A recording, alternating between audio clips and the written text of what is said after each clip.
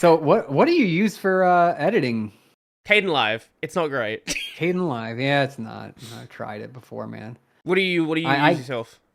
Davinci Resolve, I'm and hearing a lot more people saying Davinci recently.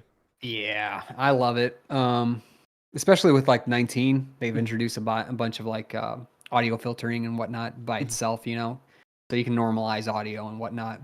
You mhm, just click a button and it does it, and it does a good job. mhm. Um, and then I mean, it's got all the tools that you can imagine, but the pain in the ass is getting it on a freaking Linux computer. Um, I've only successfully done it on like I just did it the other day, finally on Pop OS. Mhm. It was on the new Cosmic Rust desktop. So it's 24.04 pop, Mhm, mhm, mhm. and turns out there was some packages that got all screwed up in the libraries, and had to kind of revert some stuff. But Mhm. I finally got it running. I'm going to do a video on that one. But I've had to have a Windows backup the entire time just because of DaVinci Resolve. It's really annoying. Yeah, I had meant to try DaVinci like a long time ago. A few years back, I did a series on like Linux video editors. So I did a video on like Kdenlive, Olive, Flowblade, Shotcut, all that stuff. And I was gonna do Hmm. a video on DaVinci. I tried to Hmm. install it, and the package wouldn't work. Yeah. Now, to be Yep. fair, on Arch, like it, DaVinci's Linux package at the time was built around CentOS, I believe. Yeah. Yep. And it still is. Sure. Okay. Well, maybe they moved to Rocky. I don't know. That makes sense. But that's obviously like a slower moving system than Arch is, and Hmm. Arch probably the package versions because I think you can get it working on Arch consistently, like at the start of each month or something like that, before the packages diverge too much. But Hmm. any other time, like you're in for an interesting ride. At the Oh, time, things 100%. like DistroBox didn't exist, so setting up a Hmm. Docker container would have been like more annoying to do so. But now that's Hmm. probably how I'd approach it. Yeah. Yeah. And they still have an ISO option where you can, I think it's Rocky. I'm not Mm-hmm. 100% sure anymore, but you can slap it on and it's whatever. Mm-hmm. But to get it working on anything else, and their documentation is, in my opinion, terrible. Mm-hmm. Um, it's a pain. It's a Right. complete pain. You still have to like do that, whatever that make deb pack. I don't know what it's called. There's some Mm-hmm. script you got to run, and it's got to make a deb package out of it, and then it's got to do a whole bunch of stuff, add extra libraries, and then finally maybe works if you do the right dance. But yeah, the only thing I've ever had success on is Debian. Mm-hmm. That's it. Just put That's it it. in And Docker then Pop container. OS recently. Just put it in a Yeah, Docker no, you're container. right. I just like trying to get it work natively, on the without containerization or anything like that. Mm-hmm. But I like pain, so. So, Anyways, what is it about DaVinci that like is actually why does it seem like everybody is using DaVinci right now? I've spoken to that's a so good question. many people who otherwise would be completely like FOSS people, but then they're like, yeah, no, Yeah, DaVinci, I just have to use DaVinci. I just think it's the other options you have if you're just doing everything completely open source. I mean, like Kdenlive, let's be honest, I don't think it's that great. I mean, it's just lacking features and It it's is goofy, clunky. I don't know how to explain it. it is To better me, than it just Windows Movie Maker. oh for sure. I mean, I didn't realize we were making that comparison. Like No, but of the options, it's probably the best open source one, I would say. yes, I'll give you that for sure. But when you compare it to DaVinci Resolve and just the amount of I think it's just how fluid it is. It just like runs flawlessly. You know what I mean? Mhm. It never crashes. It never gives me issues. There's never stuttering. The codecs are all there. I mean, it just works right out of the box. I don't have to think about it. And I'm a very strong proponent of, the stability aspect Mhm. of it. And I think that's what it's given me. And quite honestly, it's probably just because I started with DaVinci Resolve when I first started. Mhm. If it would have been Adobe Photoshop, Premiere, whatever you call it, Premiere? Premiere or whatever Yeah. it's called, yeah, I'm sure it would have been that too. But when I'm making that transition over to, Linux more and more, and finally, full on Linux, well, I probably would have stopped using Premiere, but you know, I was already using Davinci, and I don't know. I don't know why other people do. I mean, you got any ideas? I look, my assumption is just because they've tried Kdenlive enough and they're like, yeah, no. I have Well, this issue doesn't right now. Actually, there are two really dumb issues with Kdenlive that I'm running into. One of them mhm, seems to be a regression. So, there is in Kdenlive, like any sensible video editor, you can like rescale the video. So even though the right. video source is 1080p, you could output it at 4K, right?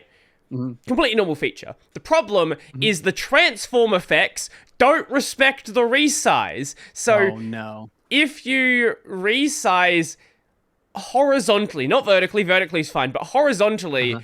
it will create a square in the top left corner of where 1080p would have been and put Oh. everything in there. Yeah. Okay. Yeah, that's a little goofy. Yeah.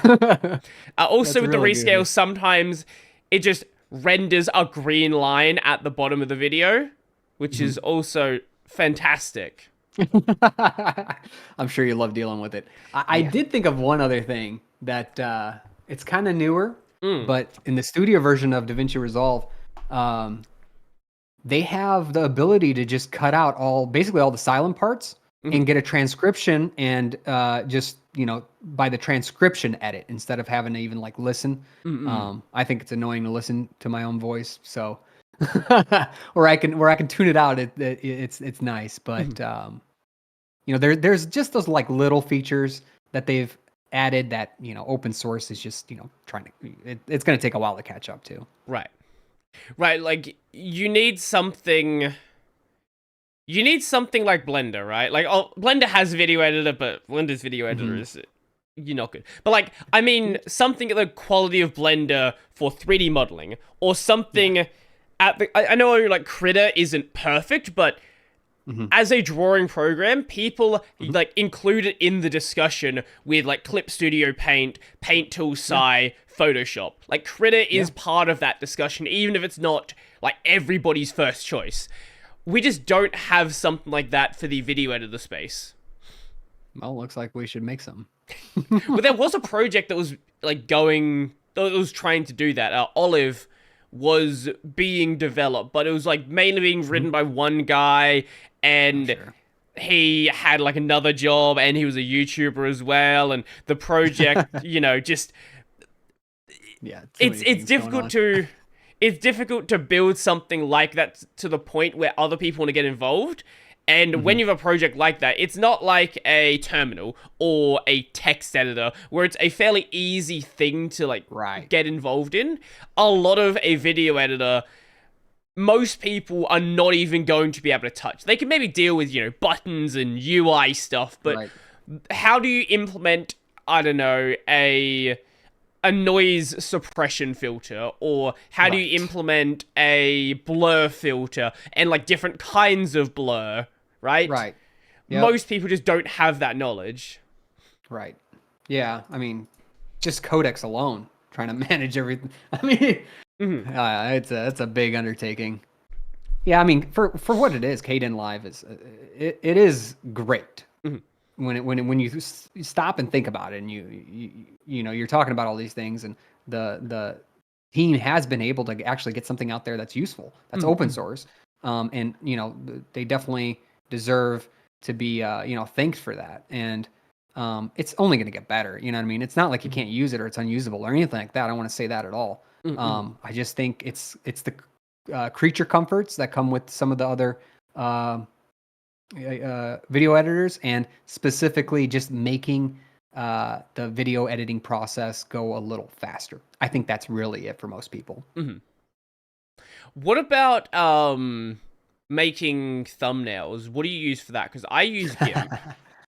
Do you? I used GIMP for the longest time, but I finally gave up on it. I paid $13 a month for that Canva and Okay. slap stuff together.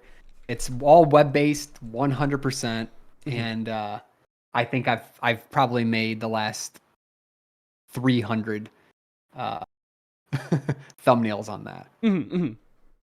It's super easy. I mean, if you haven't given it a try, Brody, I mean, it's worth the money. It's just so fast. I don't know how long you typically spend on your thumbnails. You probably spend a lot more time than I do, but Most of my time is just thinking of what I want to put in there. Like, it's not. I've gotten GIMP down to a point where, like, I have every action that I want to do just hotkeyed, so it's not really that big of a deal for me. If I was to go to Canva, it would basically take me as long because I'm still thinking about what I want to be on the thumbnail.